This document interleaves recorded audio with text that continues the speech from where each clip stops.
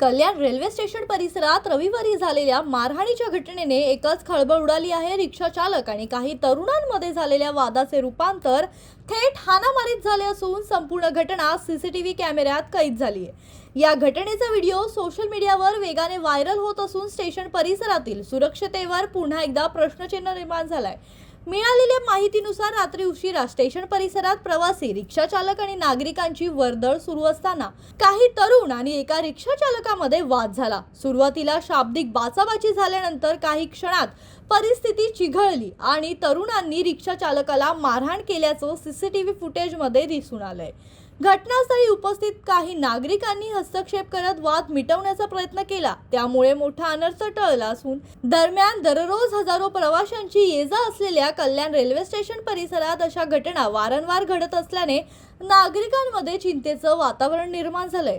या घटनेनंतर परिसरातील सुरक्षा व्यवस्था अधिक कडक करण्याची मागणी नागरिकांकडून करण्यात येत आहे। राहुल कांबळे, जनशक्ती, कल्याण।